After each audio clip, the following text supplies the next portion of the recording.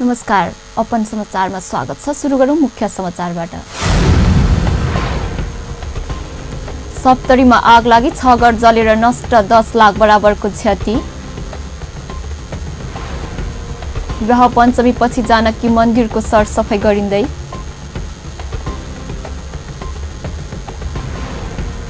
नेपाली कांग्रेसको महासमिति बैठकको बन्द सत्र सुरु, 3वटा प्रस्तावमाथि आज छलफल हुने। दुई अध्यक्षबीच फाटो ल्याउन प्रतिक्रियावादीहरूको कोसिस गरिरहेको प्रधानमन्त्री ओलीको दावी।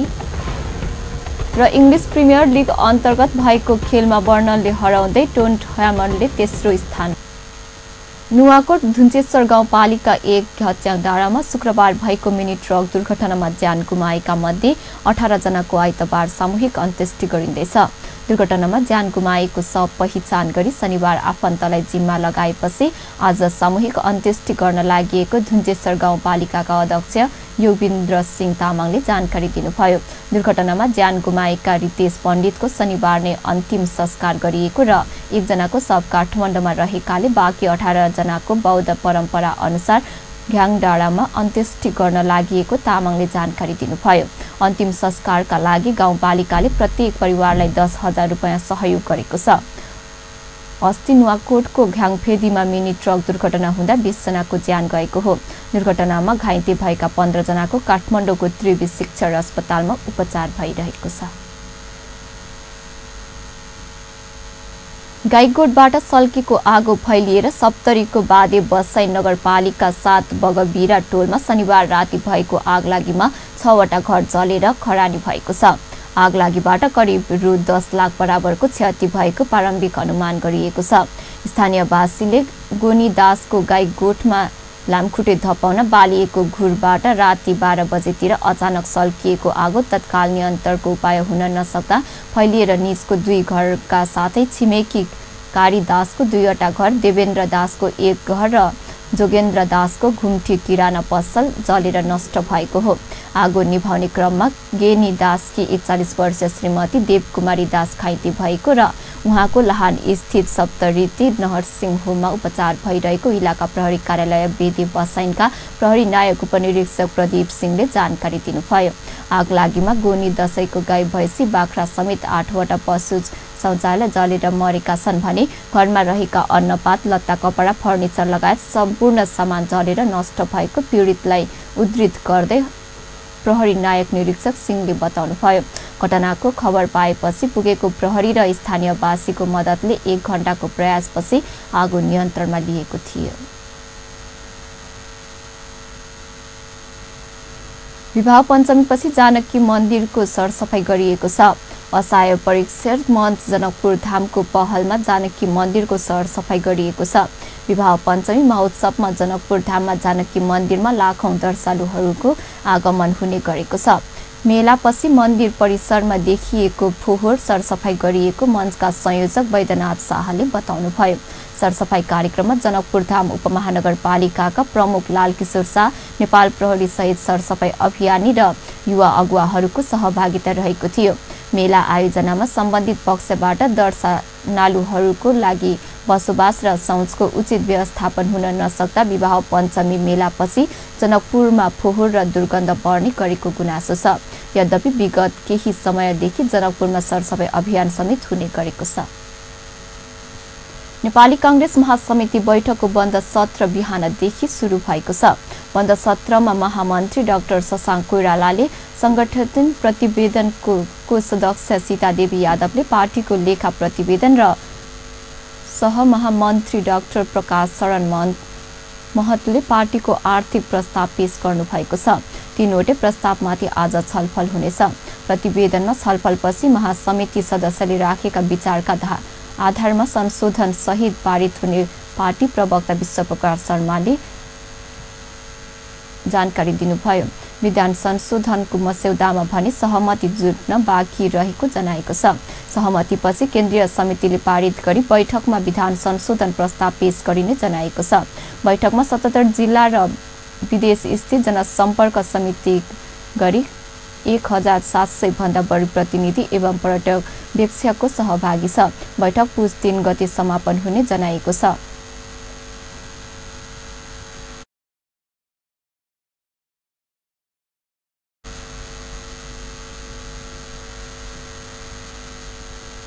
नेपाली कांग्रेसका सभापति शेरबहादुर देउवाले कञ्चनपुरकी निर्मला पन्तको हत्यारालाई सरकारले नै बचाउन खोजेको आरोप लगाउनु भएको छ।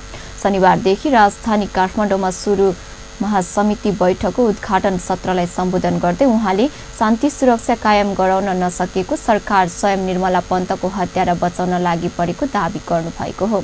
मुलुकभर हत्या हिंसा घटना बढ्दै गएको तथा निर्मला पन्तको तस्बिर टास्नेलाई समेत नियन्त्रणमा लिने सरकारका क्रियाकलाप सर्वत्र आलोचित भएको उहाँले उल्लेख गर्नुभयो। संघीयता नै असफल बनाउने षड्यन्त्र सरकार लागेको पनि उहाँले दाबी गर्नुभयो। वर्तमान सरकारले जनताले लोकतन्त्रको उपहारको रूपमा महँगी दिएको बुढी गण्डकी आयोजना निर्माणको जिम्मा बिना प्रतिस्पर्धा सुम्पिएको मिडियामा हस्तक्षेप बढेको भन्दै उहाँले त्यस विरुद्ध सशक्त प्रतिकार गर्नुपर्ने बताउनुभयो।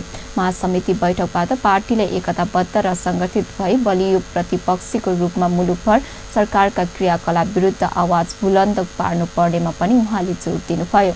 मुलुकका ठूला राजनीतिक पारम्परिकतर्फ नेपाली कांग्रेसको ठूलो योगदान रहेको चर्चा गर्दै उहाँले आन्तरिक द्वन्द्वका कारण कतिपय अवस्थामा उम्मेद्वारहरू पराजित हुनु परेको यथार्थ भने स्वीकार गर्नुभयो। पार्टीभित्र विधि र पद्धतिलाई बलियो बनाउन नसक्दा पार्टीकै आन्तरिक कारण र आन्तरिक द्वन्द्वले उम्मेद्वारहरू पराजित हुनु परेको र एक पटक जित्ने र अर्को पटक हार्ने काम हुँदै आएको पनि उहाँले उल्लेख गर्नुभयो। उहाँले पार्टीभित्र अनुशासन कायम गर्दै विश्वास र एकताका साथ पुनः एक नम्बरको पार्टीमा स्थापित गराउने विश्वास व्यक्त गर्नुभयो। पार्टीलाई मिलाएर लैजानु पर्ने र कसैले पनि पार्टी छोड्ने अवस्था नआओस् भन्नेमा निर्णित रहेको भन्दै उहाँले महासमिति बैठकले पार्टीलाई नयाँ उत्साह र ऊर्जा भर्ने विश्वास व्यक्त गर्नुभएको छ।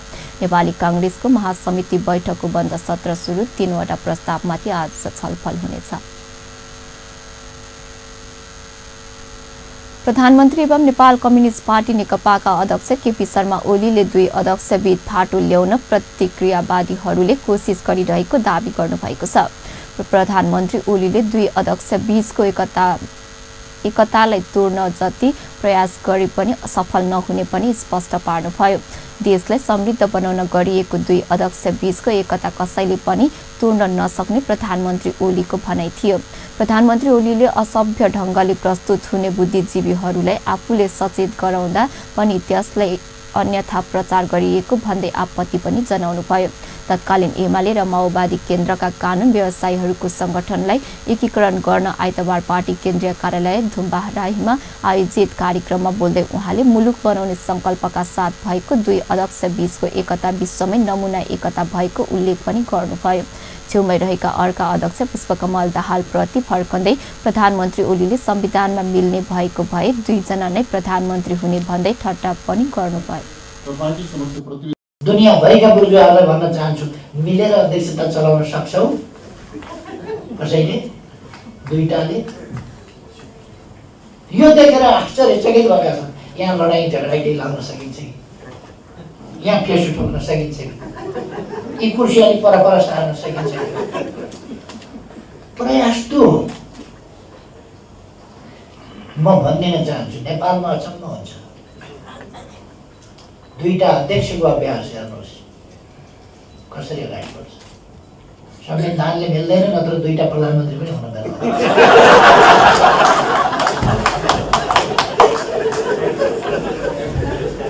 नेपाल तर हाम्रो संकल्प भनेको पावर होइन, हाम्रो संकल्प भनेको अधिकार कब्जा गर्ने होइन, देश बनाउने हो, देशमा रूपान्तरण ल्याउने हो। यसलाई भत्काउँछु भनेर अभ्यास गर्नेहरूलाई म भन्न चाहन्छु, जिन्दगी जान्छ, खेर जान्छ, बुढौती लाग्छ। यो जनअभियान नेपाली जनताको सजगता सचेतनता तलमाथि पर्दै पर्दैन। अब यति अगाडि गइसक्यो, यति अगाडि बढिसक्यो, कुनै बुद्धिजीवी अलिक सभ्यताका सीमाहरू छोडेर नराम्रो गर्दै हुनुहुन्छ। कुनै बुद्धिजीवी भनेको थिएँ मैले। त्यसपछि मैले प्रधानमन्त्री ओलीले सरकार विरुद्ध भयानक प्रचार युद्ध भइरहेको दाबी पनि गर्नुभयो। उहाँले राष्ट्रपति जस्तो गणतन्त्र नेपालको सम्मानित तथा मर्यादित संस्थाले निरन्तरता आक्रमण प्रयास भइरहेको भन्दै आक्रोश पनि व्यक्त गर्नुभयो। प्रहरी तालिम केन्द्र 3 दशक अघि 2.25 सार्ने निर्णय भए पनि त्यसलाई अघि सारेर गणतन्त्र विरोधीहरूले राष्ट्रपति जस्तो मर्यादित संस्थामाथि निरन्तर आक्रमण गरिरहेको प्रधानमन्त्री ओलीको दाबी छ। प्रधानमन्त्री ओलीले राष्ट्रपतिलाई विवादमा ल्याएर राजतन्त्र ल्याउने खोजिएको उल्लेख गर्दै सह्य नहुने चेतावनी पनि दिनु। दशक अगाडिको निर्णय हो त्यो, हाम्रो निर्णय होइन, अहिलेको निर्णय पनि होइन। 3 दशक अगाडि यहाँ भएन, हुँदैन भनेर। अर्को त्यो सहरका बीचमा तालिम केन्द्र भएन। अर्को 100 रोपनीको सानो टुक्रामा तालिम भनेको त त्यहाँ चाँदबारी भन्छ नि, त्यो गोली चलाउने, निशाना गर्ने, दौड्ने, सबै कराउने, उफ्रिने सबै ठाउँ चाहिन्छ। त्यो कुनै ठाउँ छैन। त्यसकारण एउटा फुटबल ग्राउन्ड भएर त तालिम केन्द्र लेफ्ट राइट मात्रै खेल्ने होइन नि, परेड मात्रै खेल्ने होइन नि तालिम भनेको त। त्यसकारण त्यो तालिमका लागि पुगेन भनेर पनौतीमा 1500 रोपनी जमिन लिएको छ 3 दशक अगाडि। र 10 वर्ष अगाडि भारतसँग सहमति भएको छ। कार्यक्रममा बोल्दै नेपाल कम्युनिस्ट पार्टी नेकपाका अध्यक्ष पुष्पकमल दाहालले मुलुकलाई समृद्ध बनाउने अभियान सकेको योगदान गर्न पार्टीका कानुन व्यवसायीलाई आग्रह गर्नुभयो।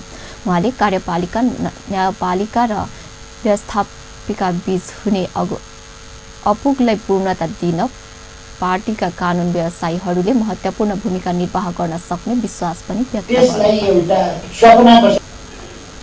बनाउन चाहिँ बढी आवश्यक छ भनेर म ठान्छु। कहिलेकाहीँ त्यो तालमेल कार्यपालिका, न्यायपालिका र व्यवस्थापिकाको बीचमा नभएका सन्दर्भहरू, बडो नमिठा अनुभवहरू पनि हामीले विगत इतिहासमा पनि र वर्तमानमा पनि बेला बेलामा भोग्ने गरेका छौँ। यो तादात्म्य मिलाउने कुरा, यो तालमेल मिलाउने कुरा र यो शक्ति सन्तुलन ठिक ढङ्गले मिलाउने कुरामा कानुन व्यवसायी साथीहरूको महत्त्वपूर्ण भूमिका छ। र अहिले जुन सहज वातावरणमा बडो चाहिँ राम्रो स्पिरिटको साथ यो एनएलए भनेर तपाईँहरूले बनाउनु भयो र आज घोषणा भयो, म के विश्वास गर्छु भने समग्र राजनीतिक परिवर्तनको यो संवेदनशील पक्षमा रहेका अपुगहरूलाई चाहिँ पुरा गराउन तपाईँहरूले सक्रिय भूमिका। अध्यक्ष दाहालले मुलुकलाई एकताबद्ध बनाउने अभियानमा पार्टीका सबै नेता कार्यकर्ताको उत्तिकै प्रयास आवश्यक रहेको पनि बताउनुभयो। बढ्दो सवारी जाममा कमी ल्याउन काठमाडौँ महानगरपालिकाले आजदेखि टुरीखेल आसपास क्षेत्रमा सार्वजनिक सवारी साधनले यात्रु पर्खन बस्न नपाउने गरी ओह्राल्ने र पिक एन्ड ड्रप अभियान सुरु गर्दैछ। एउटा सवारी साधनले केही यात्रु कुर्ने क्रममा लामो जाम भएर धेरैको उत्पादनशील समय बर्बाद भएको, इन्धन जलेर वातावरण ह्रास आएकाले यस प्रकारको समस्या न्यूनीकरण गर्न पिक एन्ड ड्रप अभियान सुरु गर्न लागेको कामापाका प्रमुख विद्या सुन्दर साख्याले बताउनुभयो। टुरीखेललाई केन्द्र बनाउँदा महानगरीय प्रहरी कार्यालय रानी पोखरीबाट भद्रकालीसम्मको सडकमा सबैभन्दा बढी समस्या देखिएको थियो। यस ठाउँबाट विभिन्न रुट भएर विभिन्न ठाउँमा विभिन्न कम्पनीका सवारी साधन चल्छन्। पहिलो चरणमा विभिन्न 11वटा रुटमा पिक एन्ड ड्रप कार्यक्रम लागू हुनेछ। एक सवारी साधनले एक स्थानबाट मात्र यात्रु ओह्राल्न र चढाउन पाउनेछन्। तोकिएको स्टप बाहेक अरू स्थानमा यात्रु ओह्राल्ने वा चढाउने गरेमा कानुन अनुसार कारबाही हुने महानगरपालिकाले जनाएको छ। केही दिन अघि सरोकारवालाहरूसँगको बैठकमा कामापाका प्रमुख साख्याले उपत्यकाको सडक जति नै फराकिलो बनाए पनि जामको समस्या झन जटिल बन्दै गएको भन्दै बहुपक्षीय लाभमा सबैले साथ दिनुपर्ने बताउनु भएको थियो। उहाँले पहिलो चरणमा 11वटा रुटमा चल्ने सवारी साधनले यो नियम लागू गरिए पनि यसपछि अन्य रुटमा पनि लागू गरिने बताउनु भयो। झापामा आजदेखि बिहान र बेलुका ट्रिपर सञ्चालनमा प्रतिबन्ध लगाएको छ। सवारी दुर्घटनाको दरलाई न्यूनीकरण र सवारी आवागमनलाई व्यवस्थित गर्न सवारीको चाप बढी हुने समयमा आजदेखि ट्रिपर सञ्चालनमा रोक लगाएको झापाका प्रमुख जिल्ला अधिकारी जनकराज दाहालले जानकारी दिनुभयो। उहाँका अनुसार बिहान 9 देखि 11 र दिउँसो 3 देखि 5 बजेसम्म जिल्लाका मुख्य राजमार्ग, सहायक मार्ग, बजार, विद्यालय र स्वास्थ्य सङ्घ संस्था रहेका क्षेत्रमा ट्रिपर सञ्चालन गर्न रोक लगाएको हो। सर्वपक्षीय बैठकपछि निर्णय गरिएको जिल्ला प्रहरी कार्यालय झापाका प्रहरी प्रमुख भीम प्रसाद ढकालले जानकारी दिए। निर्णय कार्यान्वयनका लागि सम्बन्धित पक्षलाई आग्रह गरिएको छ। अब खेल समाचार।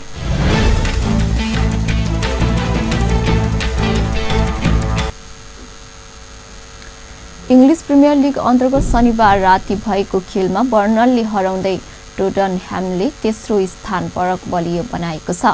घरेलु मैदान हाइट हार्लेन्डमा भएको खेलमा क्रिस्टियन एरिक्सनले इन्जुरी समयमा गोल गरेपछि टोटनह्याम 3 अङ्क खोज्न सफल भयो।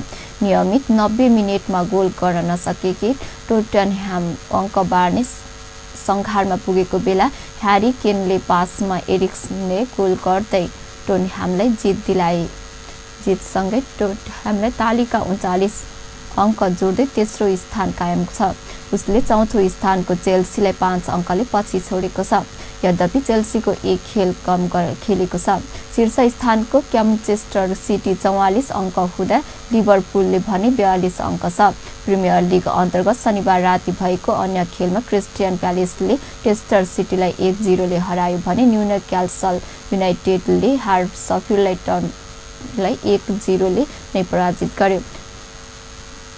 वाटफोर्डले कार्डिफमाथि 3-2 को जित दर्ता गर्दा वुल्भरह्याम्पटनले बर्नमाउथलाई 2-0 ले पराजित गर्यो। तालिकाको पुछारमा रहेको फुलह्याम भने वेस्ट ह्याम युनाइटेडसँग 2-0 ले पराजित भयो। अन्त्यमा मुख्य समाचार पुनः एकपटक। सप्तरीमा आग लागि 6 घर जलेर नष्ट, 10 लाख बराबरको क्षति। विवाह पञ्चमीपछि जानकी मन्दिरको सरसफाई गरिँदै। नेपाली काङ्ग्रेसको महासमिति बैठकको बन्द सत्र सुरु, 3वटा प्रस्तावमाथि आज छलफल हुने। 2 अध्यक्षबीच फाटो ल्याउन प्रक्रियावादीहरूले कोसिस गरिरहेको प्रधानमन्त्री ओलीको दाबी। र इङ्ग्लिस प्रिमियर लिग अन्तर्गत भएको खेलमा बर्नले हराउँदै टोटनह्याम तेस्रो स्थानमा। हस्त अहिलेलाई समाचार यति नै। पल पल खबर तेज नजर अपन टेलिभिजन हेर्दै गर्नुहोला। नमस्कार।